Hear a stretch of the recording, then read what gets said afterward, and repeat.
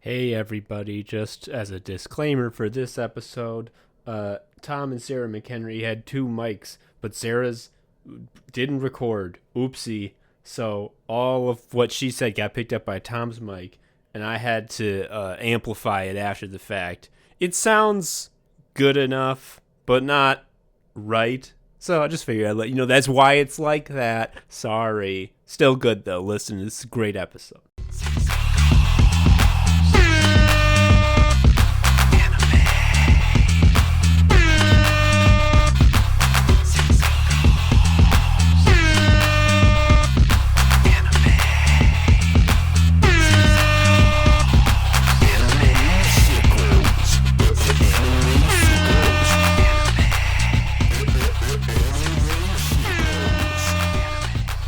Hello, everybody. Welcome to Anime Sickos. This is a podcast for geniuses and the only podcast where we take a look at the four pillars of modern misery. They are anime, gaming, posting, and jobs. I am Tom, an anime sicko. And I'm Joe, an anime sicko. And I'm Joe, an anime sicko. No, that's wrong, you guys. No, I don't. You pranked me. Who are you? Am I not supposed to do the Joe voice? Oh, yeah, hey.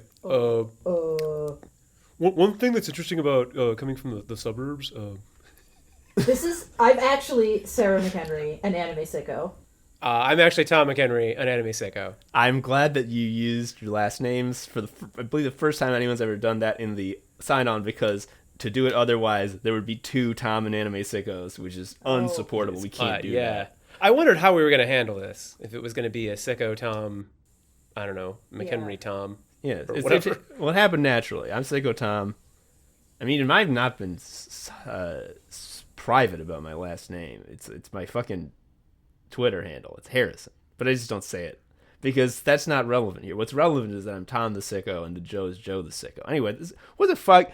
Joe is still... You're not going to believe this. So last week, he was off because of the baby. He still has that baby. So he's still off. Just so long as it's not like a multi-year problem, this baby. I mean, in the sense that, like, the baby needs to eat every couple of hours, that does wear off.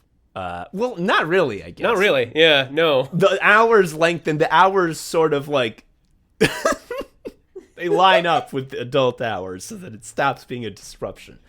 Right. Folks, we just don't know what's gonna go on with the baby. I was talking with Joe today about the where I see the show going, and I'm just like, the thing that's really difficult to plan around is that it is impossible to know what your life is going to be like more than 3 hours in advance. And he's like, yeah. So, in the meantime, we're having guest hosts. Previously, we had Erica Dreisbach, who is the host of every episode. And now we got Tom and Sarah McHenry, who are also... They have been my co-hosts for every episode. I'm glad that they could be here again, as they always have every time. Funny story, even though I just said that, what actually happened is I asked a bunch of people, hey, do you want to guest host while Joe is on, like, baby leave? And I expected most people to, honestly, I expected most people to not respond. And, like, almost everyone said yes, which was like, uh-oh, because I only have, like, 2 slots, and who am I going to pick? So I did a random die roll. Tom came up, and I'm like, it's silly to have just Tom McHenry on when Sarah, who I also asked and also said yes, would literally... What would it mean for it to be just Tom? It would be this, except Sarah, you'd be still sitting where you are, but just, like, silent. So that's a ridiculous thing. So it's a 3-person episode. Yeah, she'd be scrawling things on, like, a clipboard and holding them up. Oh, I'd be Roz. Yeah. Oh, shit, we would need to become a call-in episode, or we need to become a call-in podcast. You know, I've thought about that. Like, what would the logistics of that be? What do you think Open of that? phones. How does that work? I mean, what, you got to get, like, a Google phone number now, or I'm whatever. How does that not turn into the pre-taped call-in show from Mr. Show? Oh, yeah. Oh, right, because no one can hear it. Yeah. Oh, you'd have to be broadcasting it? Yeah, we have to do, like, a live episode. You have to be Twitch streaming or something. Or it would be, like, just put on Twitter, like, hey, call us about stuff now. Trust me. Yeah. if it's busy, stay in line. If you're in line, stay in line. We'll still let you vote. Shit. Okay. Maybe we'll do that. I wasn't gonna, like, that. This is happening naturally, folks. I didn't plan this.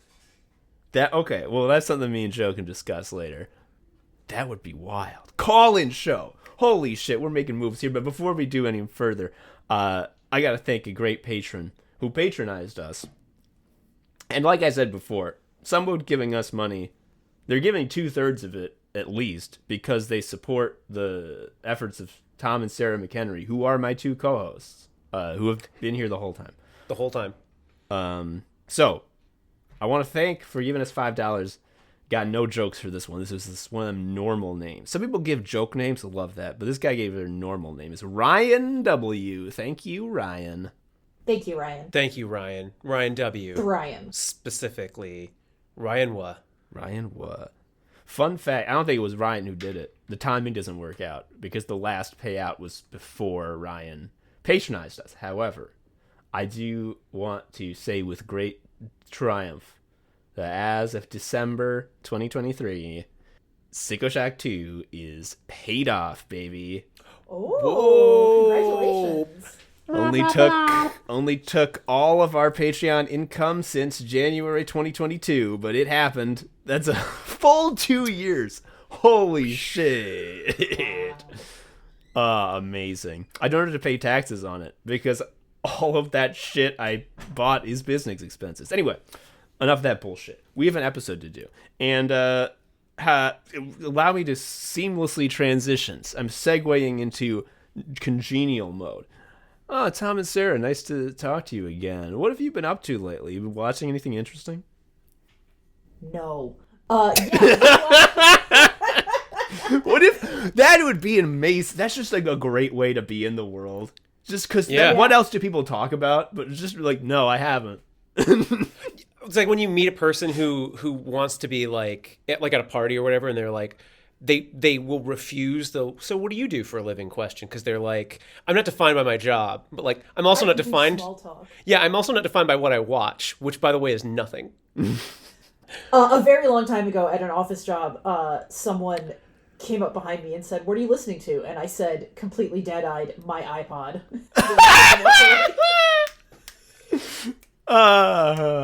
Playlists. Ever heard of them?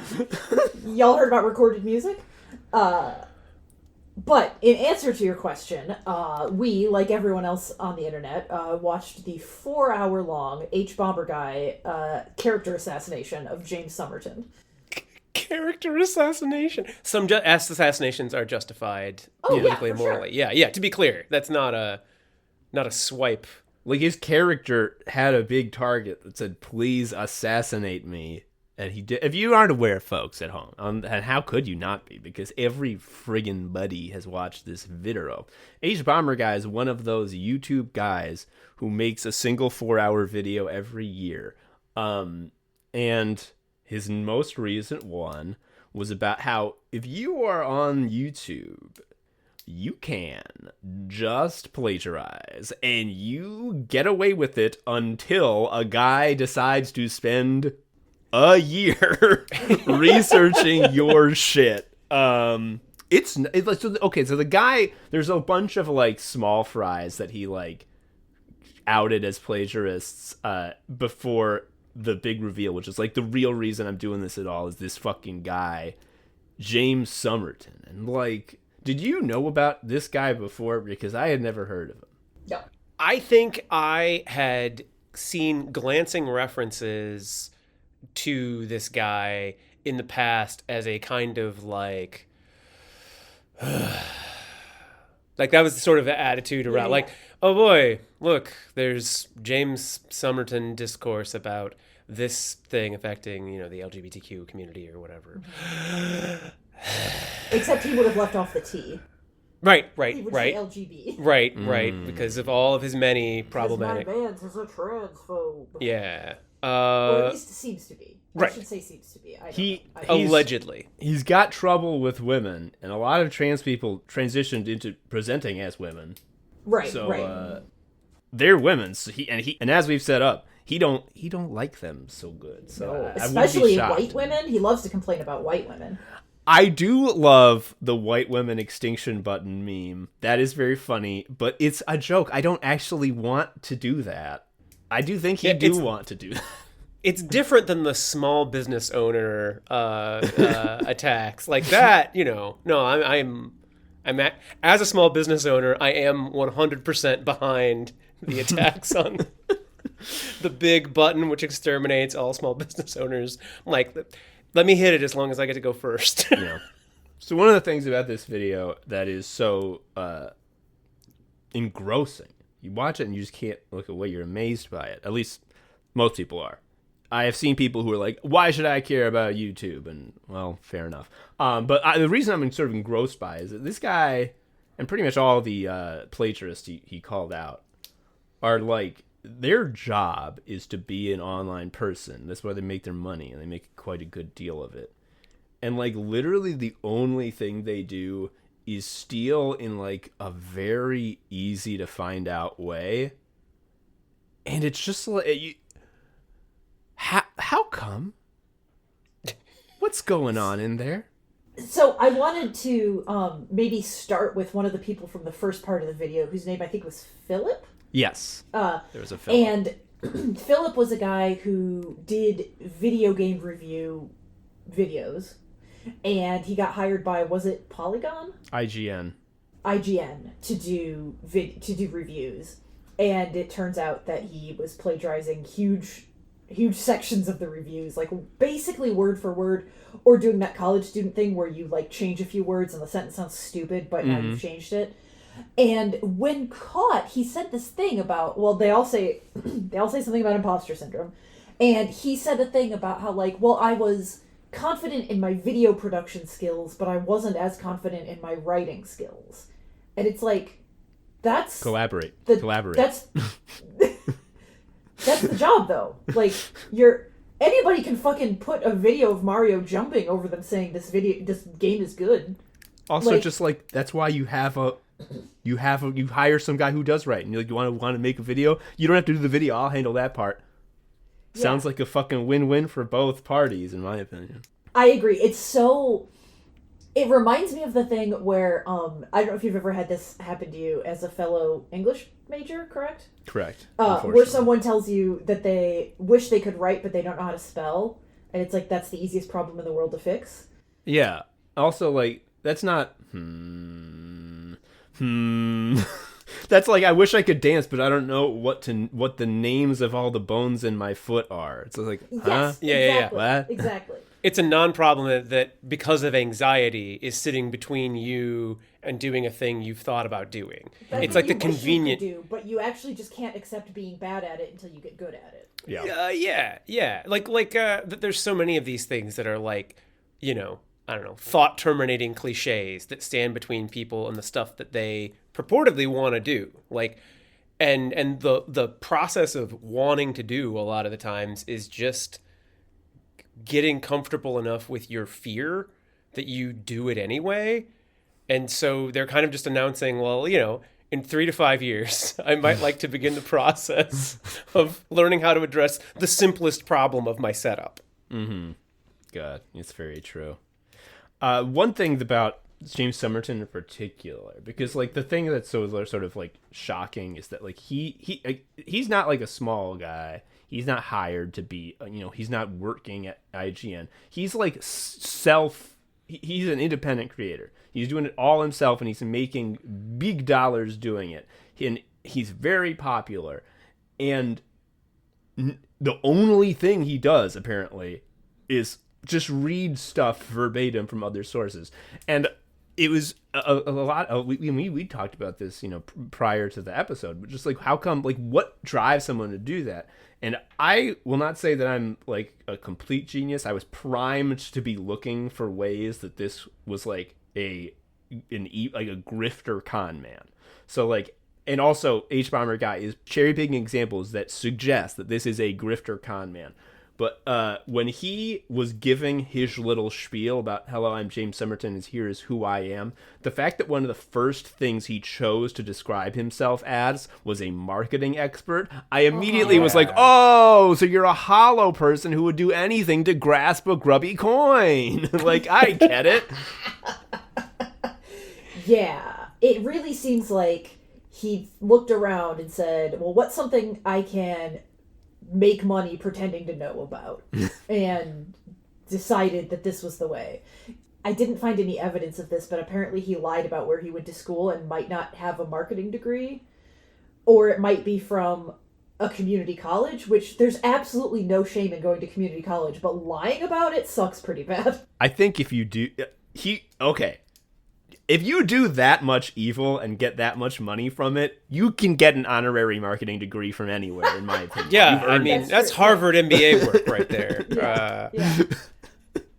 I mean, like, when H. Bomber Guy was talking about, like, how he had a big fundraising campaign for a film studio where I'm going to make original LGBT films. And then he just didn't. Like, that, what is that? That's like marketing in its purest form. Marketing is furious that it, as a practice, has to be chained to a product. Ugh, who cares about the product? He's doing it pure for the love of the marketing game, with nothing, no anchor weighing it down into the world of the real. He lives purely in the life of the mind, where he just does lies. And didn't even come up with, like, ideas. Like, all the movies are just like, here's a poster, and it's just some fucking JPEG with, like, text over it. In one case, it was already a movie poster, and he just changed the words on it. I think all of them were stock images of some type, because that was every time I put a poster up, I'm like, well, this poster actually looks pretty good. And it's like, it's because he just bought an image from a library and put a title on it.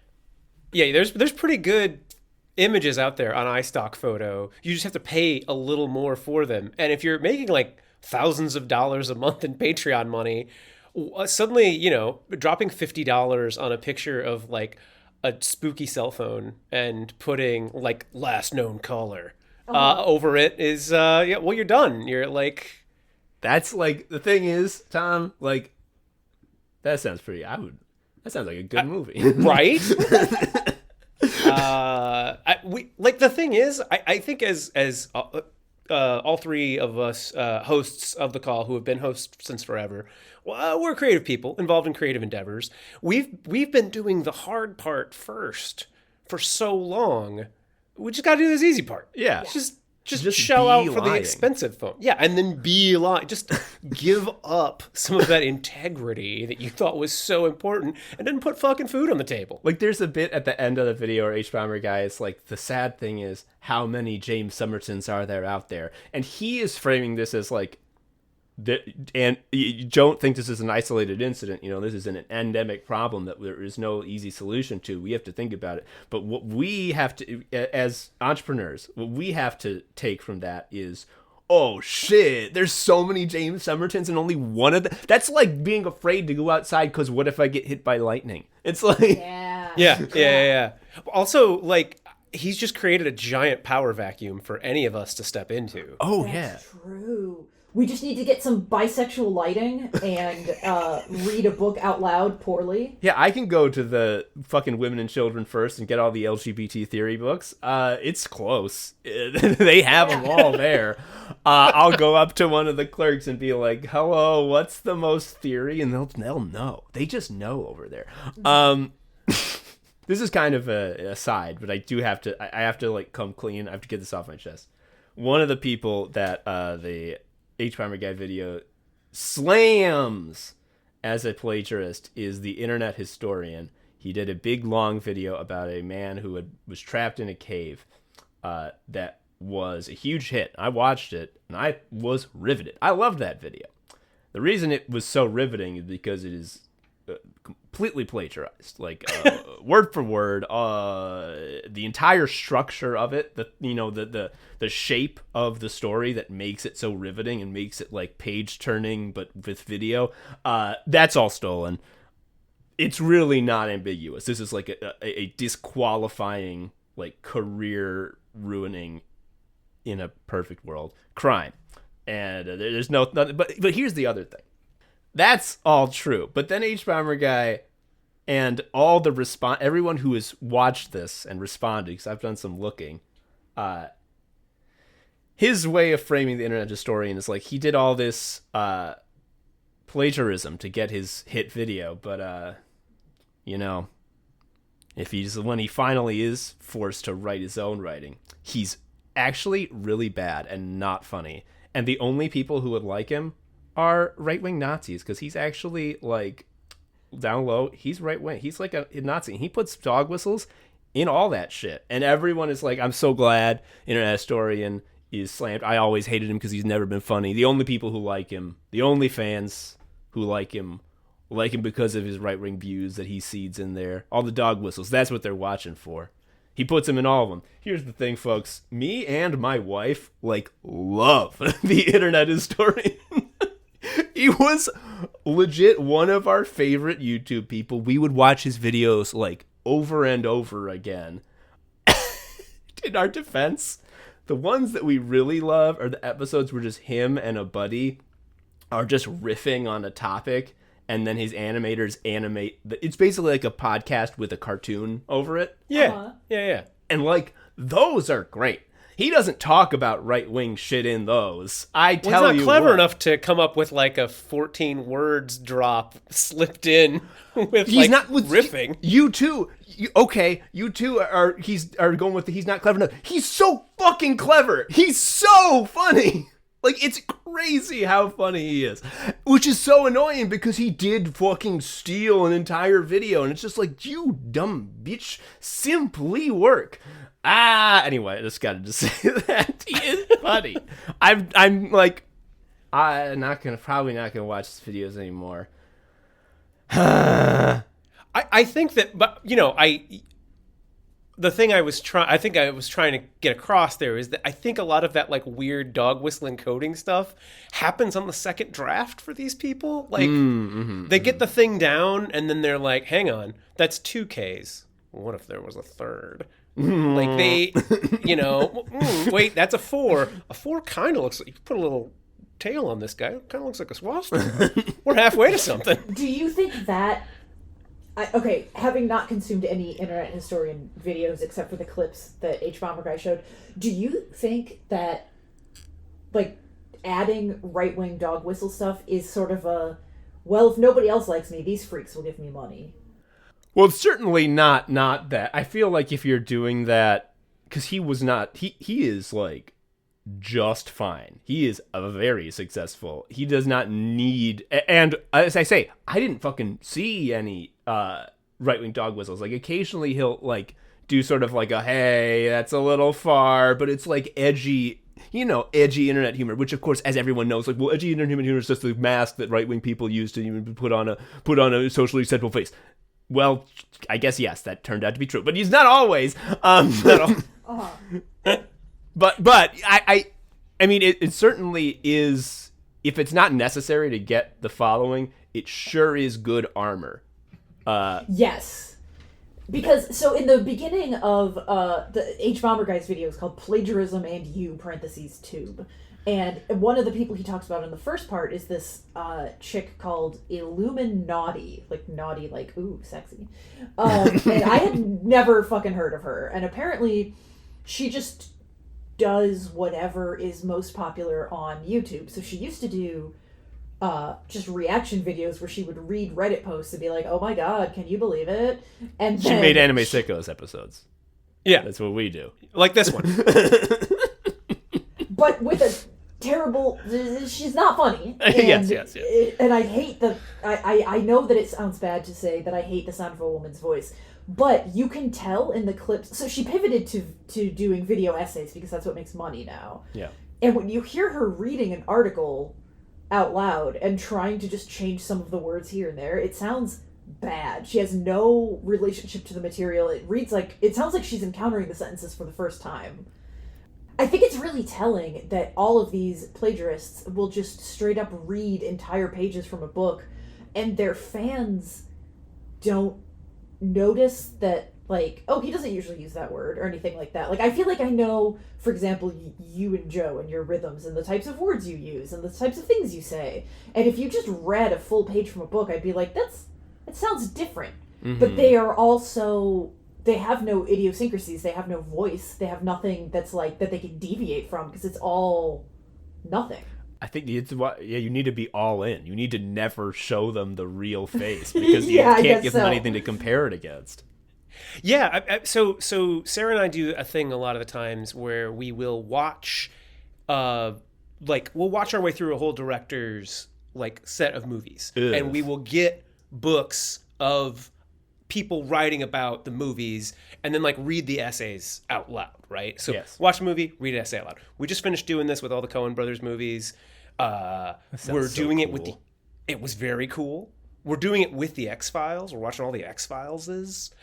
But one of the things that I think I at least felt super primed for because of having done that is it's hard to read a thing for the first time and it come out natural. Yes. Like Adam Naiman, who wrote the Coen Brothers book that we were working our way through. Well, for one thing, that book's got some typos that are kind of wild. And for another thing, he chooses words that I wouldn't choose. And so you get to that thing where you're reading along and you're like, I got a pretty good handle on this sentence. And of course, the next word is indicatively. No, it's indubitably. Well, not what I expect. And you stutter through it, right? Yeah. And you have that weirdness of you're saying kind of alien words to you, and it's kind of like you don't fully process it. And I feel like you can kind of hear it happen. We kept like calling it out when we were watching the H-Bomber, like whoa, that doesn't sound like a person. He sounds, his voice like shifts a register to Guy reading this, and Guy probably only reading it for the first or second time. It's not like he's plagiarizing something that he has an intimate relationship with. Yeah. Like I'm doing a recitation of something I've read 5 or 6 times even. It has a certain rhythm and a certain cadence, even if it's someone else's words that you adopt into your own. And I didn't have any of that. And I don't want to give this guy any credit, but I mean, I feel like this is just, I would hope that anyone who does have develops an intimate relationship with the text enough to like fully grasp what it's saying, understands it, and be familiar with the language enough to speak it as though it was your own. I would sure hope that in the process of doing that, you would develop some sort of opinion on the text. Yeah. Yes. Which would then be the fucking content of your video.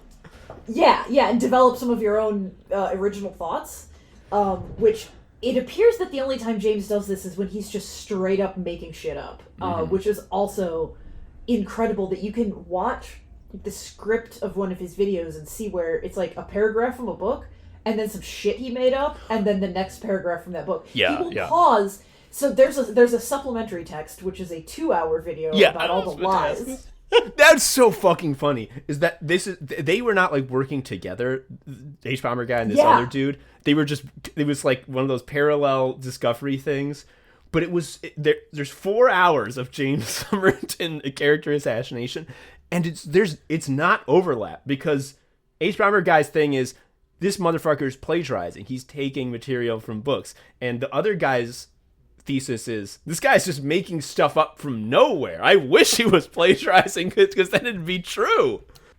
Yeah, you can tell it's true if it's plagiarized. There was a fucking lie in one of his videos, and what makes me so fucking mad is a lot of the stuff he makes up is like this queer history stuff where he makes it like the thing about Yuri on Ice, right? Where he said the reason that Yuri on Ice isn't as gay as people wanted it to be is because of the time it was on in Japan. They weren't allowed to show it, which is just not true. It was on at 2:30 in the morning. That's so funny. I mean, beside the point, but I just think it's great that what I assumed was like a hit show. And maybe it is. Maybe it was a hit show. But there's like, there can be a show on at 2:30. Like, are you sure it's not infomercials for dick pills? Yeah. Like, that's what, The American flag and the national anthem already played, and they concluded their broadcast day. I don't understand. And they snuck in anime after that? That's wild, Japan. I love it. So many of his lies are about making queer people and content seem more oppressed and censored than it is, which is like, no one needs you to pretend it's worse than it is. It's pretty fucking bad out here. But like the lie about how like everyone in the SS was gay. Oh yeah. And everyone knew too. Everyone knew. Yeah.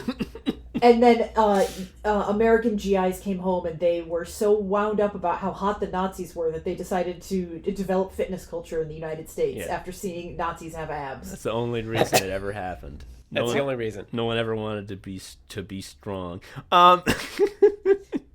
Jesus Christ. Did you also see?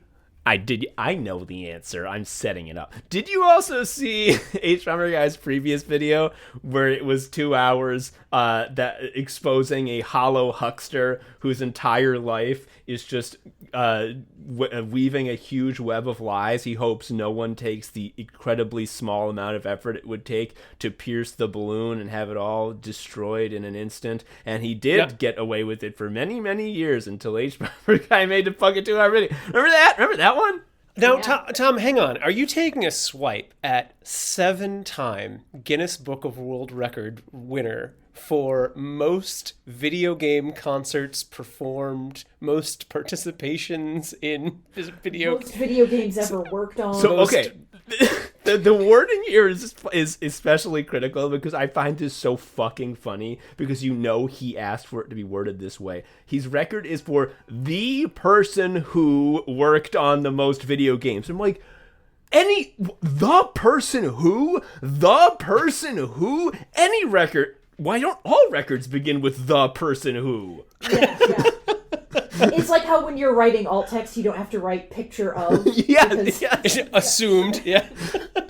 Like, I have the world record for being a person who worked on the most video games in their lifetime. It's like, who else's lifetime, man? This motherfucker, he claim. I'm not gonna get into it. It would take forever. Please, he former MTV Cribs appearance hacker. One of the first Americans to ever work on the Sonic franchise. Yes, which he did in like 2008. He worked hand in hand with Miyamoto for 5 years. He invented the concept of Tony Hawk, I'm pretty sure. Yeah, he's Tony Hawk's dad. Yeah. I love the only thing that he like legitimately did do that you can't deny is that like he's probably one of the main reasons why the later Guitar Hero games had real songs in them, not covers, because he asked his cousin Steven Tyler, hey, can we put the real Aerosmith songs in Guitar Hero Aerosmith? And then that was the proof of concept, like, oh, it doesn't damage your brand to put your songs in this weird video game. Okay. And then they put the real songs in. And the only reason that was something he was capable of accomplishing is because he has a cousin Steven Tyler. It raises an interesting question for me, which is some part of this, when you see a person near you get famous and you understand the like bizarre arbitrariness of fame and accomplishment as we measure it in the United States, and you're like, oh, just a bunch of random shit happened, and then Steve became Steven Tyler of Aerosmith. Yeah. I'm just do the arbitrary shit after the fact. Well, I don't need to do the work bit. Yeah. I'll just try to like finagle the bizarre series of circumstances of knowing random people. Yes and no, because especially, going back to just being a YouTube plagiarist, like, yeah, it's real easy. If you are a marketing expert, if you will do anything to grasp the coin, like, you're a moron for not becoming a YouTube plagiarist. It's so, it's, you don't have to work. It's totally not based on merit. You just have to follow the trends. You just have to put the right topic in there and have the right thumbnails. So yes, in that sense, like, but for Steven Tyler specifically, like, he's got a very unique voice. You can tell why he got famous.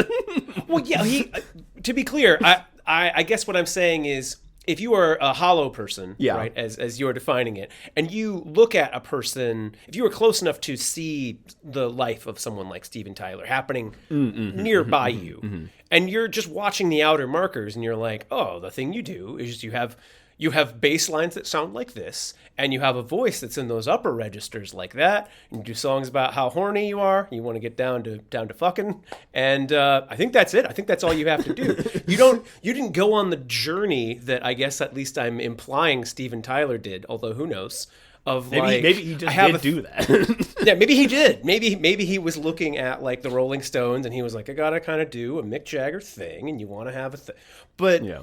Somebody, some point, there was a person who went on the like mental journey of a sound I want to create is crying or loving an elevator, and it comes out like this. What a terrible And that place. takes some work and some tweaking to get to, and then all the other stuff gets wrapped around it, and they just see the package. Yeah. They're like in love with the saran wrap around the dish instead of the dish. This is why. Okay, this is yes. This is why I've talked about this in the show in the past when you were on, because you've been on every episode. But like, one of the things that makes freaks love AI so much is because in order to be a freak, you cannot be capable of understanding that things can be good or bad.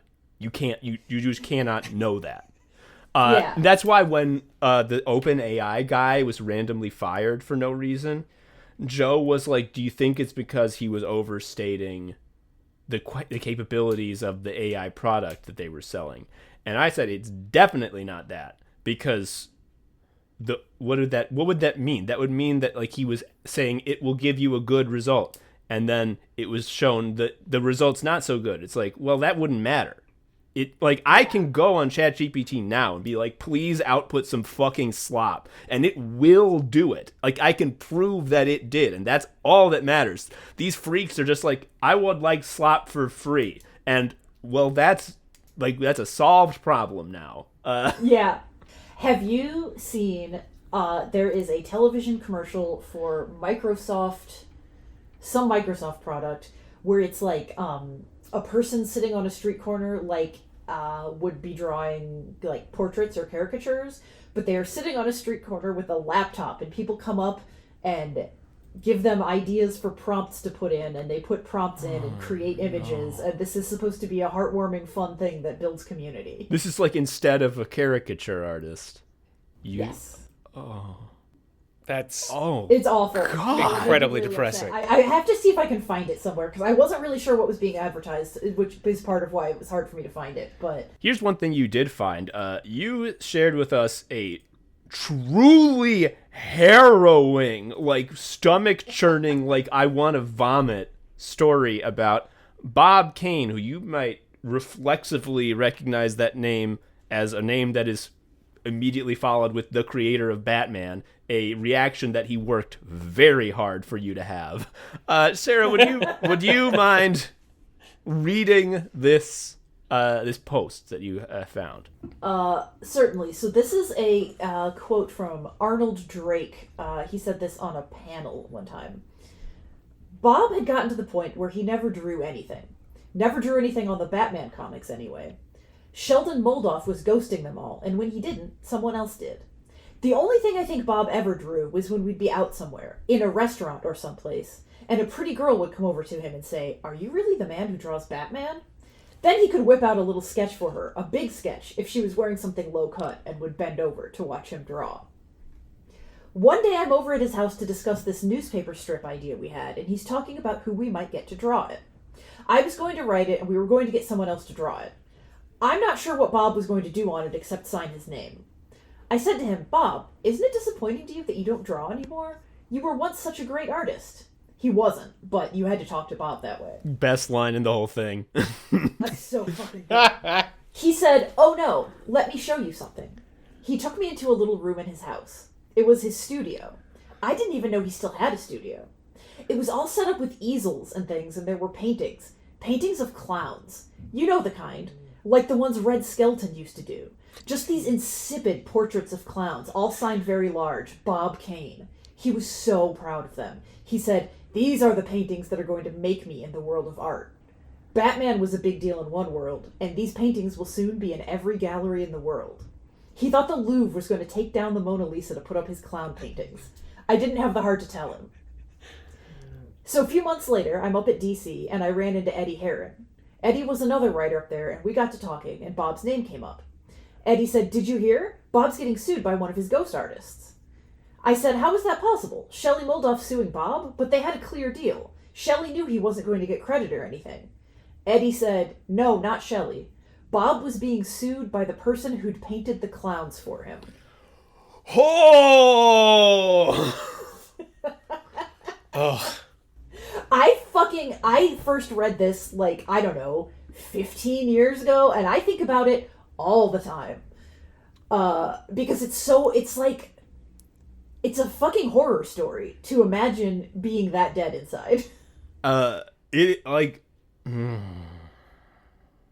it was this. It was seeing this post that sort of was like, okay, this is what we're gonna have to talk about, entering the void. That's what this episode's about. Because we were like, what have you been up to lately? We talk about the video, then we hit with this, and I'm like, oh, this is like a theme, because like this is like really an ever increasing thing that's happening to society is that like people are just abdicating their humanity. They're like, I'm not trying to be a guy anymore. I'm just like, someone can make the clowns. It's not me. The clowns need to be made and need to have my name on it, but fuck it, I'm not painting them. It's like, what joy is there in that? Makes me want to fucking vomit. It's like, I thought, and this is part of another sad thing, is that, you know, the response to the H-Bombergate video, a lot of it's, like I said, it's like, oh, the internet historian, only freaks and Nazis and evil people like him. And I'm like, yee, I liked him. But unfortunately, there are a large number of internet historian fans whose response to this video has been something to the effect of like, yeah, and? Like, I don't care. Like, video's good. So I'd rather watch the video and read that fucking article. Tell you what. Or watch this 4-hour thing about how I should feel bad. And just like, I thought I would have put money that like plagiarism was like in the same crime tier as like being a pedophile, in the sense that like when people hear it, they immediately have like a visceral reaction of disgust and like, ugh, how dare, like, they're off, that person's awful. And like, it's one thing to know, like, oh, there are void people out there who are just like, I'll steal, and I don't care. I'll never get caught. But there's another thing to know that there are, like, void consumers out there who are like, I love to eat void. Like, my favorite food is nothingness. I mean, it's so this time when Sarah was reading the post about the clowns aloud, the word I really, like, latched onto was insipid. Because the thing I was thinking about was the way that, like, you know, treacly shit gets made. It's the holidays. We're surrounded by it. But just in general, like, we go through life and there is a certain amount of stuff that is just sort of manufactured because it ticks boxes, right? Like, this is ticking the box for the consumer who is looking for blah. And I think, you know, consumer has evolved to look for just the things that have the boxes ticked and consume that and not really care if the thing inside is empty calories or full. It's just like, I have seen that people purchase a painting that has a big signature and a clown, and the clown is, you know, looking forlorn. And then people we've like built an audience who are like, gosh, you know what I like are these clown paintings. I should get more. I like this painting because it's painting of clown. And you can like literally go to the Art Institute on a random day and see people do this. They're like, that's a portrait. That portrait, the shadows look right. It's good. Like, did you ever have the thing where someone tells you about like a biopic or a movie based on a true story, and their big compliment is like, at the end they showed the real people and they really got the actors to look like them. Yes. Well, I mean, to your point, it's correct. However, at the end of Elvis, when they had real Elvis, I did go, wow, he really sounded like him. He really sounded like Elvis. Now that doesn't count. That's Elvis. That's not treacle.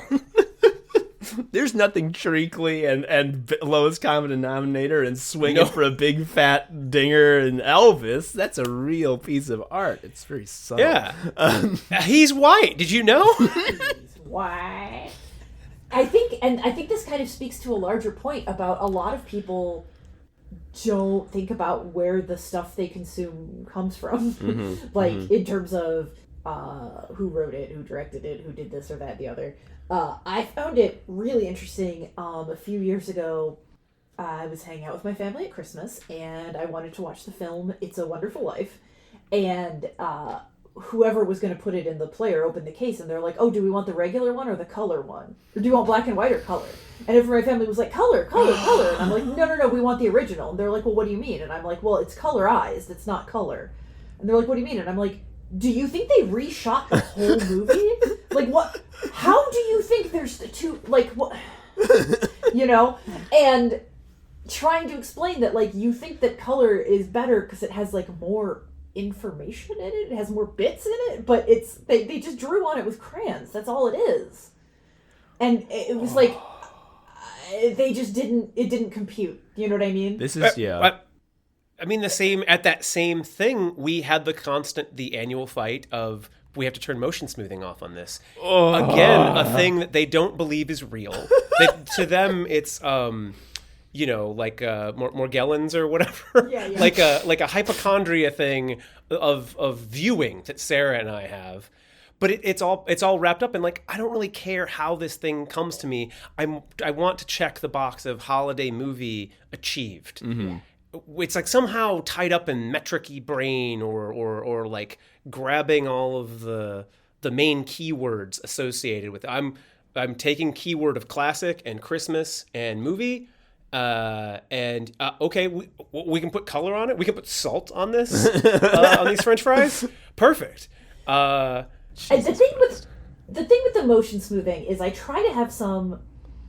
When I try to empathize with that, I put myself in the mind of a person who's, like, really good at wine tasting, and how they would feel if I'm like, I don't know, this tastes red. Yeah, like, yeah.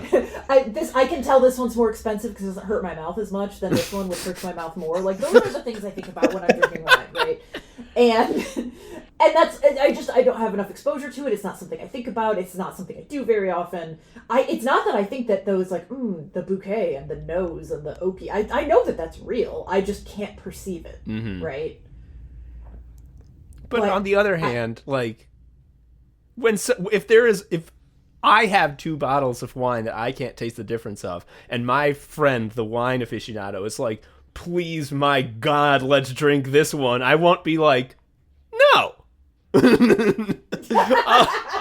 be like, that makes sense. Okay, just if for nothing else, to get past it. This shit is really blackpilling to me because a lot of people say, and I try to say because it makes me feel better, that, like, is AI shit. Yeah, obviously the CEO, the bosses, the freaks, the void people, they're gonna love it because it's like, oh, slop, but I don't have to pay a guy now more. No guy pay. Perfect. That's my whole life, is how I not guy pay. So that makes sense. But I'm like, it would never be, no one would ever want to read an AI book. No one ever want to watch an AI movie because it would be so bland. But, like, people did want to watch James Somerton. And what was he if not a large language model? He got a training set and put the words in the order that he recognized without comprehending them, and people loved it. So, You're forgetting the skill involved in putting on a shitty turtle. I also didn't want to, harp on this because, again, I'm getting a very small and cherry-picked set of clips of this guy, where the person selecting the clips has a vested interest in me thinking, this guy sucks big ass. But, like, his presentation style always looked like he was sort of scared to be public speaking. Like, he was not comfortable, like, at the podium, like, I have to do a presentation at work. I hope I get through this. No one will mind if I just sort of fudge it a little bit.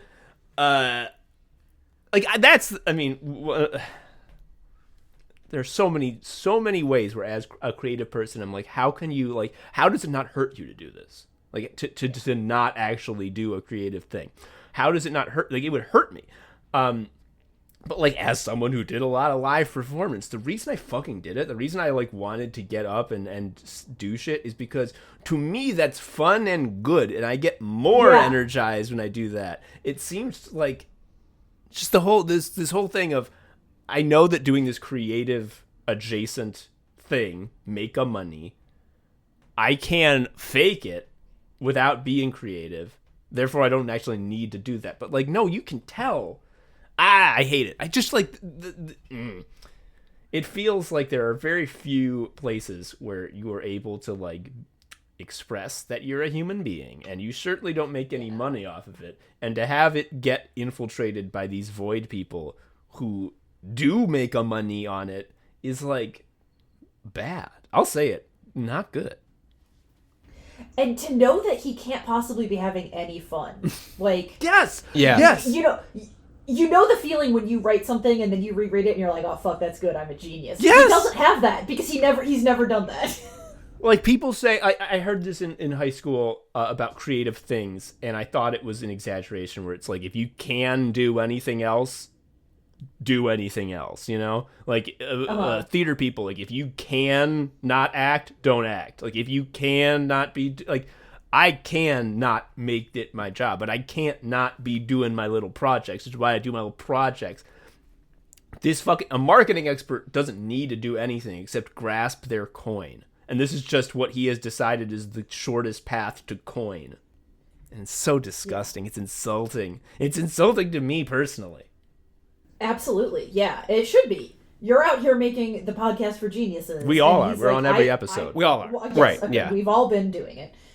You as well as I.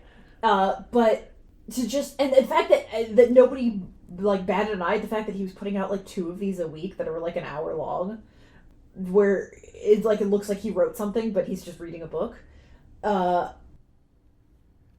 Yeah, it's like fast fashion, but for content, right? Mm-hmm. Like, yes. And it's like when you learn about the things kids watch on YouTube now, where it's just like computer generated children, and there's like some horrible sounds, and like it's just no human ever looked at this, and we're just putting it in front of our children.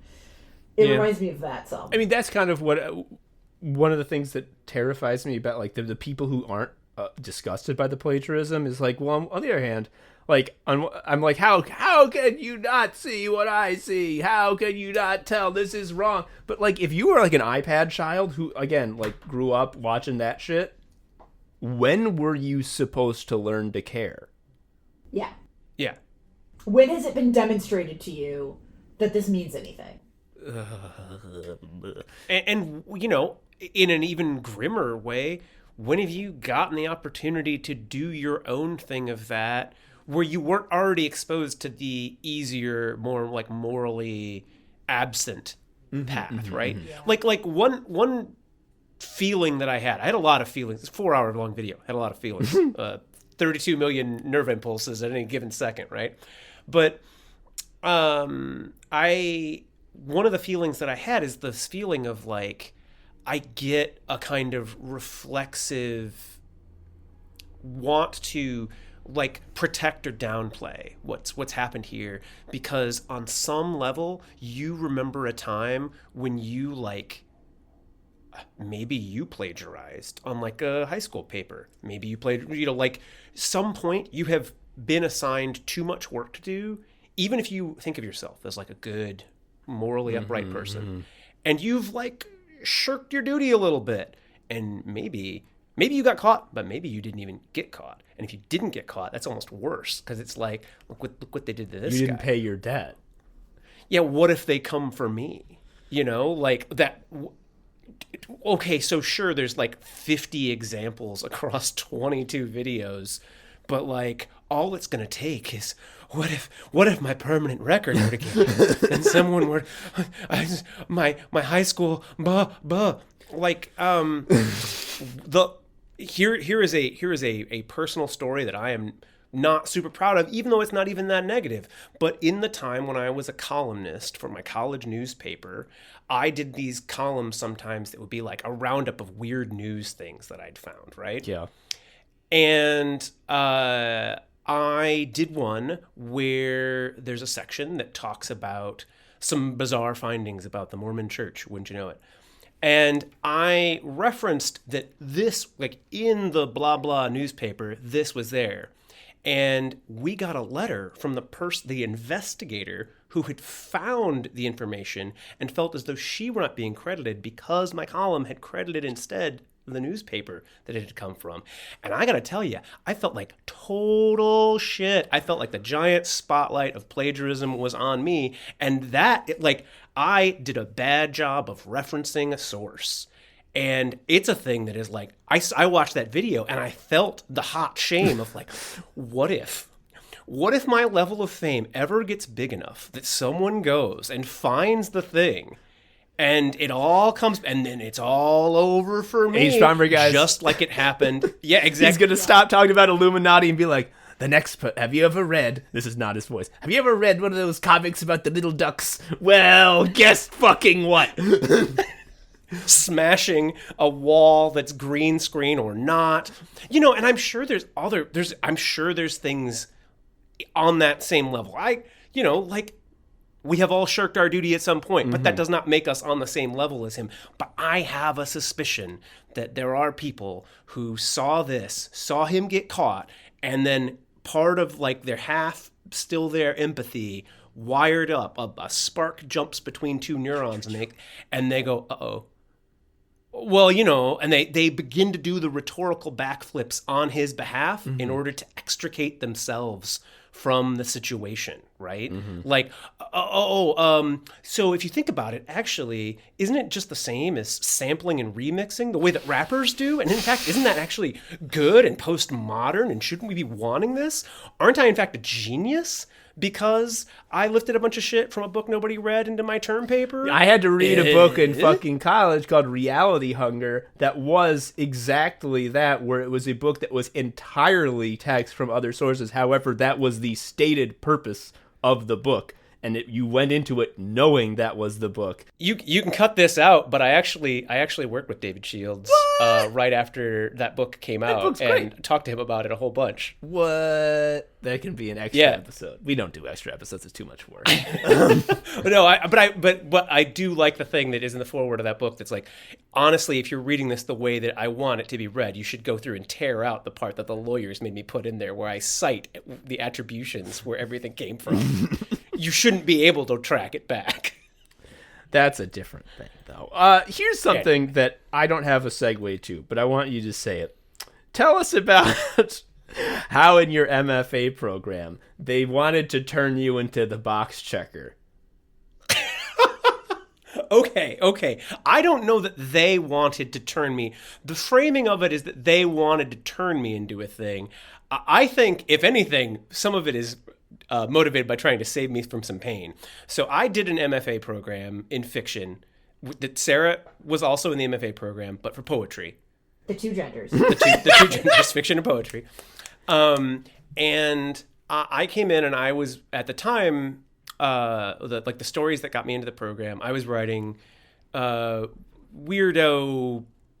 nonsensy stuff. I'll give you an example. I think the story that was in my like submission packet was a story about a bunch of people who have a party on the second floor of an apartment where they kill a baby elephant. And I would go to the workshops where my fellow students would critique my work, and again and again with these weirdo stories that would have I'm not going to call it magical realism, because number one, I'm not from Latin America, and number two, magic was not really an element, just kind of bizarre, surreal things. I was working some stuff out. Who cares? But the workshop, I'd get an hour block for people to critique my story, and they would want to do they'd want to myth bust it or CinemaSins it. Well, hold on, let me just pull up on my phone and the baby elephant weighs this. Your standard apartment building, I think it's got to support only, half a ton maybe. I don't think you can I don't think this is going to work. They'd want to work on that rather than address do you think that the characters' motivations were interesting? Okay. Just a quick aside. Workshops? We mentioned I was an English major. I did so many fucking workshop classes. It was an entire semester. All we did was write stories and workshop them. And I think the critical thing that I didn't if I could go back time and tell myself one thing, it's the workshop is going to be DePaul students. Yeah. Do you think there's going to be anything of value that they have to fucking say? No. I mean, what are the chances you're going to get a workshop with anyone of any insight? 1%. Well, I fucking was one of the 99. If you wanted to do a later on guest episode where Sarah and I are both on, we just tell the horror stories from our various workshops. We could fill 2 whole hours. But the thing that I wanted to get to is that apart from these things, or like having stories take place in an unnamed kingdom, and then people would be like, well, hang on, like I tried to guess like where the location was based on the climate. This kind of like over literalizing stories that are way supposed to take place in more abstracted. I was reading Borges and Donald Barthelme and like all these guys who like are not trying to deal with reality as it is lived, but coming at it from another angle. And whether or not I was successful is completely another conversation. And I would say that probably if I had been more successful, they wouldn't have been coming in with all this CinemaSin stuff. But they were. And it wore me down and beat me down and wore me down and beat me down to the point where by the end I was kind of challenged and encouraged by a professor to try to take a swing at something longer, like a novella. But I was so exhausted of having to try to fight in this room where you can't speak for your story or even redirect the question apart from questions coming up, apart from like you get one little response bit where you can be like, could you say how you feel about the part where Sandra's sister shows? Did you feel like there was enough information there? And then they're right back into the myth busting of like, I don't think Acuras were made in 1992. But anyway, people talk shit on Ridley Scott about not giving a shit about historical accuracy from Napoleon. I think he goes too far, but like the direction he goes is, I think, admirable. Which is like, I don't think it was like that back then. He's like, I don't give a fuck. I don't look it up. Yeah, totally. I'm trying to make you have a good time, okay? That's one thing, by the way, that you can only do if you have a creative point of view. Yes. Is try to give people a good time along a thing rather than trying to tick the boxes. But anyway, I was so beaten down, I was so exhausted of this kind of critique thing that I was like, what is the thing that these people like? Like how will I get to them? And so I did the thing. I looked at the wrapper, I looked at the boxes that were supposed to be ticked. And I wrote a novella that was about, and keep in mind, I'm in my like early 20s, and I wrote a novella about a creative writing professor in a small college town, who's in an unhappy, loveless marriage, and has an affair with his wife's recovering alcoholic sister. That's the novella, and I just bit the bullet and I wrote that as like I tried to tick as many of the New Yorker-y short story shaped tick boxes as I could, and this thing came out that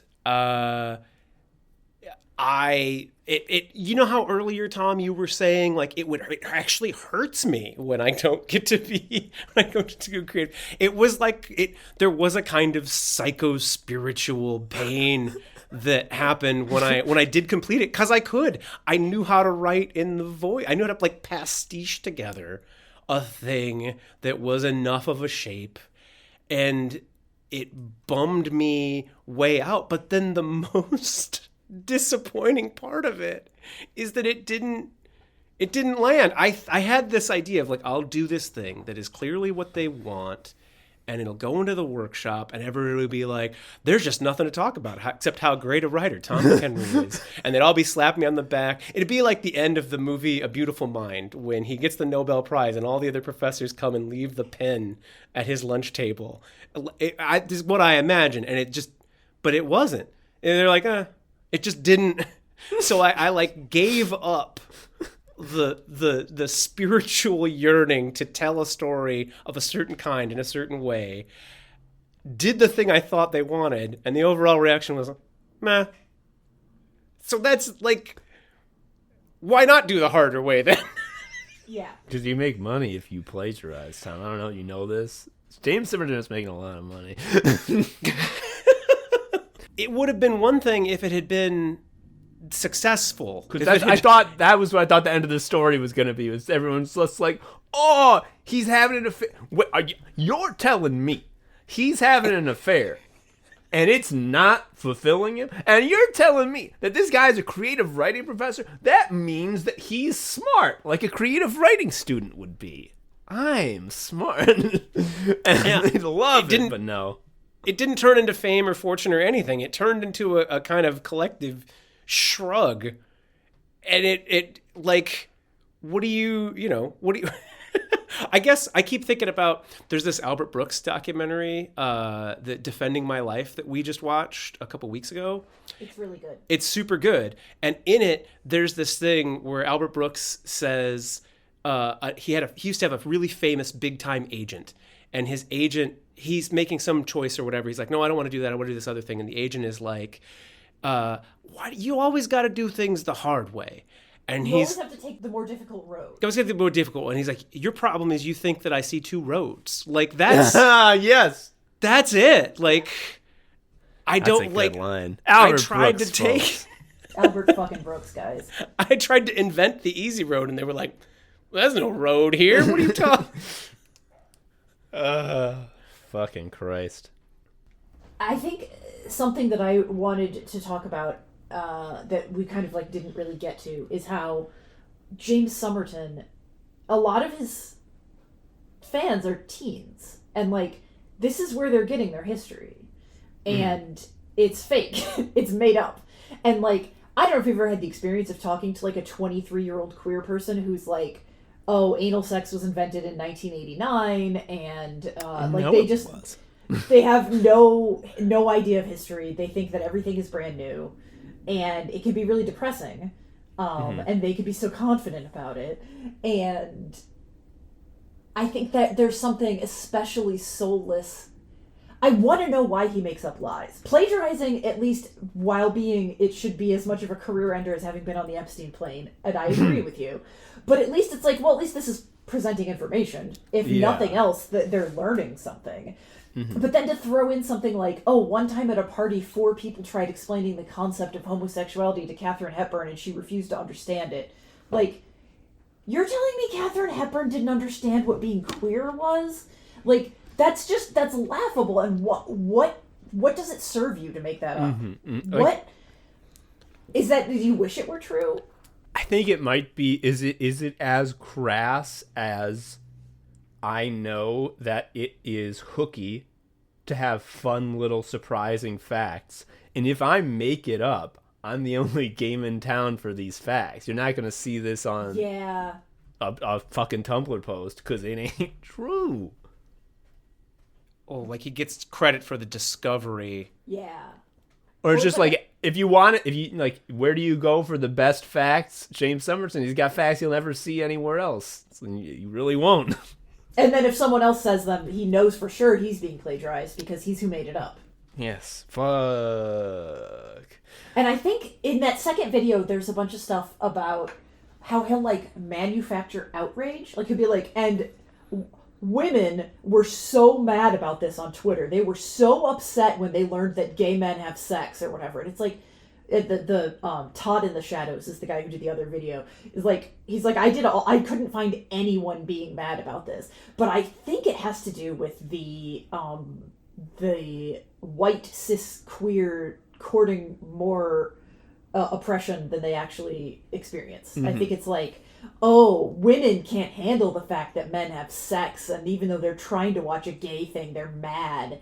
Like, it's wanting to like participate in some kind of suffering competition of like who's got it the worst. Do you think there's some element of trying to turn his fans into like to get themselves to think of themselves as like an oppressed coterie, right? Like, we're all being attacked. When I try to bring this thing up, just on behalf of our community, I found these facts that I discovered. And then we're being pilloried by, of course, white women who can't stand that we have our tiny little flicker of a community up barely here. Ooh, woo. Yeah, This is like a legit tactic. I think actually that, I'm pretty sure H. Bomber Guy did a video about this years ago about something small. I checked, it wasn't H. Bomber Guy, it was Sean. Sean, the YouTuber with the skull. Sean did it. But it like, this is a tactic that is used to rally up the base, which is to invent a backlash. Generally, it's right-wing people who, there's something that we all love. I think I'm not going to look it up because I don't want to. and it's probably not this. I'm probably misremembering, but I think it's something along the lines of like the 2016 Doom video game that everyone loves. I did remember correctly. The video is called Doom: The False Outrage. It's about Doom. Everyone loves Doom. Great game. But like, a guy was like, I am offended by this part of it. And then like, that is a fucking news cycle. It's like, the wokes can't even enjoy a great game? Those freaks want to take everything from us. And like, the fact that it was like no one, like it was one guy, it does not matter. Like, what matters is, like, yes, as you say, our community is under attack. They're trying to take away the things we like. That means we have to become stronger and tighter knit as a community. And as your community's leader, I'm going to need more support from you. Yeah. Like, it works. It works because, like, who's going to go out looking for, like, where's the receipts? All you need to do is show one tweet in your video and have your trusted leader tell you, I'm under attack because the wokes. I mean, what is white women but the wokes? The wokes are coming for me. God damn. I mean, and Somerton pulled something just like that when he said on Twitter that sex workers should be subsidized as mental health care because sometimes talking to a sex worker stops someone from committing suicide.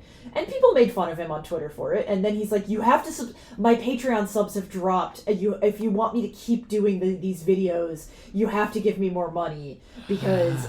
everyone is jumping ship because everyone's mad at me. And it's like, no, his followers like the shit he says. That's why they're his followers. They don't unsubscribe because he said some of the shit he's always saying. I think some people can only really enjoy or like get any juice out of what they're doing if they feel like they're doing it to someone or like in opposition to something. Where like, and this is such a right-wing thing where you see somebody with like a picture of a steak and they're like, take that, vegans. And it's like, vegans don't care what you do, man. We're not here, like, hope no one eats a steak tonight. I'm not a vegan, I'm a vegetarian. But, like, nobody here is like, oh, God, I hope no one's making choices that aren't the ones I'd personally make. That's not how it works. I mean, well, because that's how they think. They're like, that's how they think. No wokes. There better not be any fucking wokes. I'm thinking about someone who's not racist. I'm getting so mad. Be more racist. I mean, because like it's true. You have a video, you have a movie where someone's not racist in it. They hate that shit. Yeah. I especially love. Have you been seeing this? That Elon Musk's terrible ChatGPT where it says Reddit jokes. All of his little freaks hate it now because it's too woke. They're just like, too woke. Are trans women women? And it's like, yeah, they are. And they're just like, no! It's like, you can just, like, you can open up a Google Doc, write, are trans women women? Enter, no. And, like, there it is! You did it! Like, it's there! You won! And there's apparently evidence that he just rescanned OpenAI and stole all the code base anyway, and didn't actually write a program called Grok. He just gave it a stupid name, and... Oh, he for sure did. Oh, yeah, I mean, to be clear, he never wrote any... Oh, no, he never wrote anything, but not even his fucking lackeys. Like, somebody posted a thing where they asked it a question.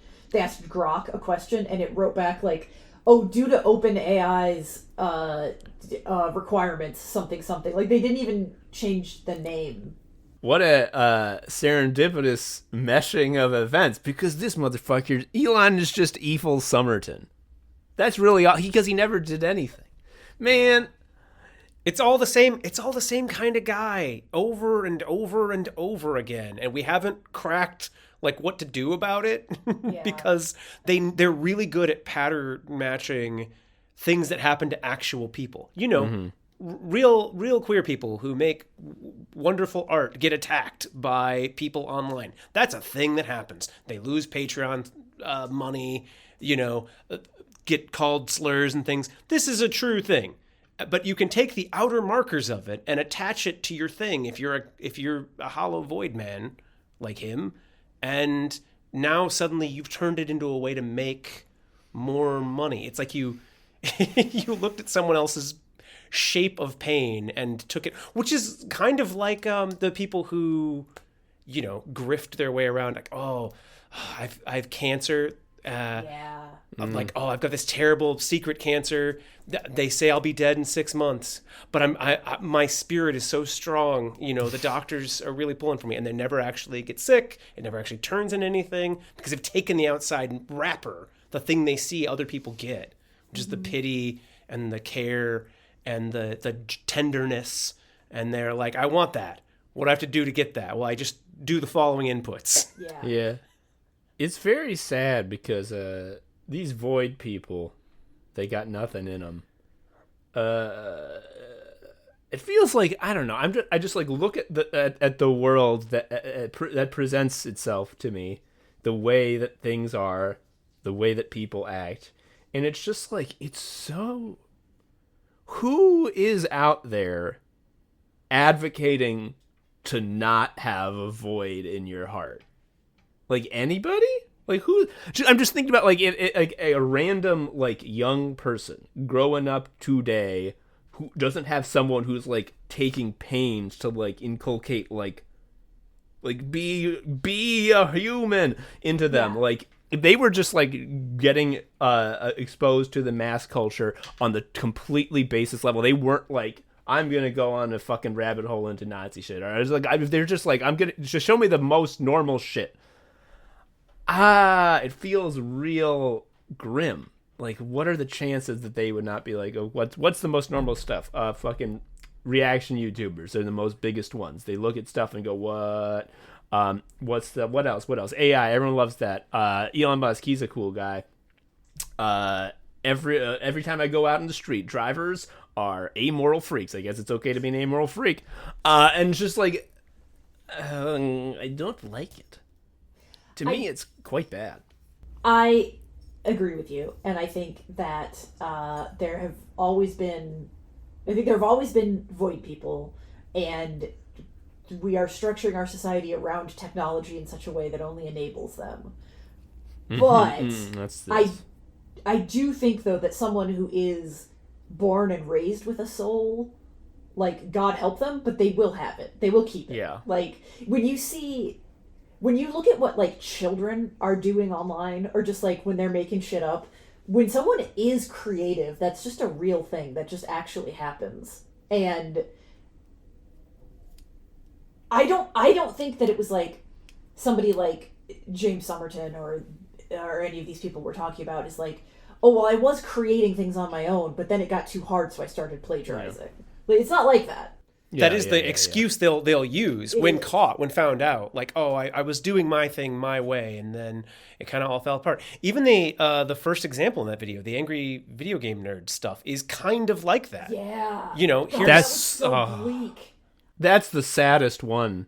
Yeah, it really is. But what's also weirdly empowering and exciting about that, well, two things, I guess. As a person who feels like he does have some sort of a soul, I do also feel like the void is in me as well. Like, part of the thing that is so wincy and cringeworthy about seeing these things is I'm like, yeah, okay. Like, I could see just giving over to the void a little bit more. Like, just get 5% more void, 5% more income, 15% more income. Who knows? But then also there's a way in which it is kind of inspiring to see how much worse these people make their lives, how much more anxious they have to live in order to keep all of their lies afloat for a thing they don't actually secretly really care about that much. Yeah. We're having this conversation now, the three of us, as we always do each week here on Anime Sickos, the show at which we've all three been hosts since forever. And we're having this talk off the top of our dome from our various points of view that we each have, and connecting ideas that weren't connected in previous ways like this before. A thing that demonstrably they are unwilling to do, right? Like, they couldn't roll into this because there's not a point of view animating it. It's a series of fully cropped other bits, not connected with quotation marks or even a full through line of thinking.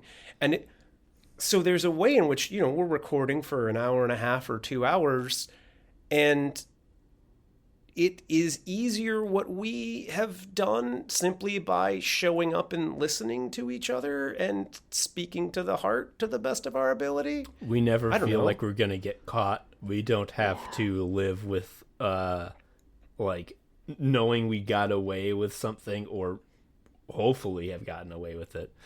God damn.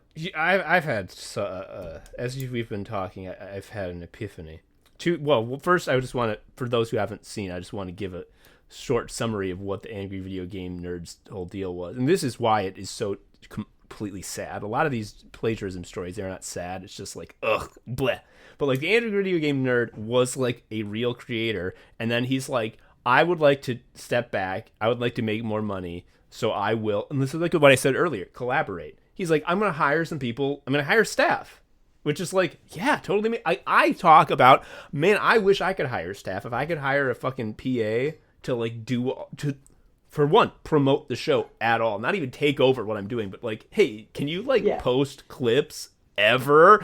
Like, that would be incredible. I want that so bad. So I understand the impulse to like get a staff and like, and then to trust that staff, like, all right, now we're gonna work together, and then it's like, no, we're all Satans. Like, you hired the devil.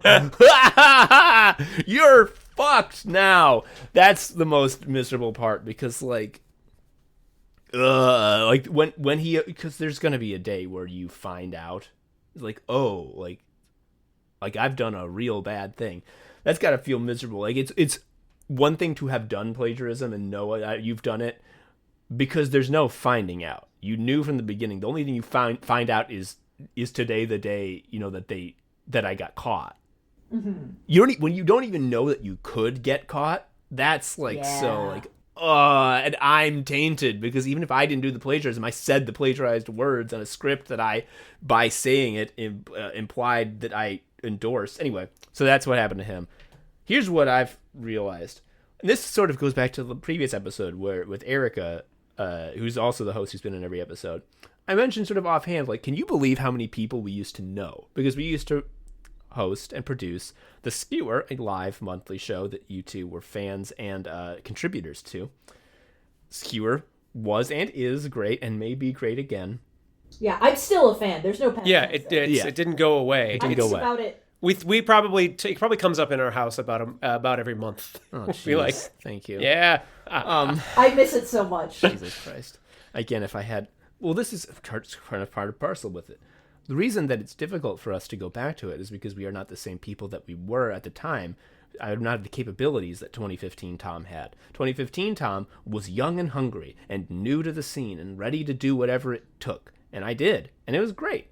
And now I'm an older person. I'm still young in the grand scheme of things, but like, I'm not like eager to have a big chore every month and wrangle 6 writers and make sure, do you have an idea? It's in a week. Are you gonna show up? Like, the thought of doing that again is miserable to me. And Erica has that same feeling and a child. So like, we're both in that's what's keeping us from being like, let's just do it again. It's just like, you know, the void that opened up in our lives when we stopped doing it because of the pandemic got filled up with shit. And now I got no space to put the skewer part back in. And it's like, if only there was we had a third producer, someone who we could split the work 3 ways, that would make it so much easier. And this is, I think, part of why I had that doomy thought about like, how can a young person not grow up with a void? Is it like, I used to fucking know and meet a lot of people. I would go to the skewer, you know, here are the people we booked. There would be new people every month, and they would say, oh, this was actually really good. You know, who would be good for this is my friend so-and-so. I'm like, oh, fuck, give me their email. And then I'd get in touch with their friend so-and-so. This is how I fucking know everyone. That shit stopped, and I don't know anyone younger than me. That's like something that I just realized on this call. That's like, oh, that's, like, who's the 2015 Tom now? I don't know, and I don't know how I would find him. Or her. I'm not bi. Yes, I am. I live in society too, folks. Yeah, that's a really good point. It is, Like, if I look at the past few years and think about how often I'm encountering people for the first time, it is, like, so rare. Like, I leave my house to hang out with people I already know exclusively. Oh, you do? I don't. Like, rarely. like, I've been trying to like it's a lot of work. Every, like, 2 months, I'm like, oh, the McHenrys socializing. Oh, I should see them. And then maybe, if it's a miracle month, I'll, like, ask you, and you'll be like, I need a C, and then I forget, and you forget, and it doesn't fucking happen. I used to entertain all the time. I brought Joe and Winnie 10 Tupperwares of dinner for them to have while they're working with the baby. And the reason why is, one, to be nice and because they needed it, and two, it's just like, shit, I used to love having people over and, like, making a big dinner. It was great. And this is like, as I'm cooking, I'm like, this is it. This is the thing that I liked. Yeah. But, like, I just, that damn pandemic sure messed with my brain in a permanent way. Sure did. Anyway, we're at an hour and a half. Are we ready to wrap this shit up? Are we done? Yeah. I mean, Cool. we've solved the world's problems. We've solved art. Yeah. The Void people have been beaten back, and they've given us a Notes app apology. It turns out they need to take some time now. Work on themselves. This is why we need a new works progress administration, so that the people who have a void inside can get jobs where they don't have to, where they can just be, like, doing infrastructure. Yeah. They should have my job. It's perfect for a void person. There's nothing to it. Yeah. I worry a lot of the time, actually, about the kind of jobs that we have. Of, like, is this a job that was designed for a void person? And because I'm not all void yet, is it growing the void rather than shrinking it? Like, every day when I log in and I move the emails around, is it like, it's like another couple of, if I were a Final Fantasy character, like, damage, like just 1 or 2 points of damage would be popping off of me each time I'm typing. Yep. That sounds about right. I mean, we're not going to get into this because of time, but there was a whole thing on our outline about jobs are obsessed with migrating things from one platform to another. And, like, that to me is big time void, because it's just like, we'd like to appear to be doing something, so we're gonna offload off of this product that doesn't work and onboard onto this product that doesn't work. And trust me, the transition will be insane. It's like, I hate it, but they love doing it because it's just like, why not? Anyway, that's all the time we have for Anime Sickos. We made a big episode where we were very sanctimonious about what is and isn't true creativity that was mostly based on us reacting to something someone else did. Do not yell at us for that, because the way we did it was moral. I've been Tom, an Anime Sicko. I've been Sarah, an Anime Sicko. I've been also Tom, an Anime Sicko. We'll see you next time. Bye-bye. Thank you for listening to Anime Sickos. I've been Tom, a sicko. You can follow me on Twitter at TomHarrison19. Tom and Sarah McHenry were also two sickos. You can follow them on Twitter at Yellow Cardigan and at Tom McHenry, although they're both on Blue Sky now. I think they do that more on account of Twitter is immoral and evil. Thank you for listening. Bye-bye.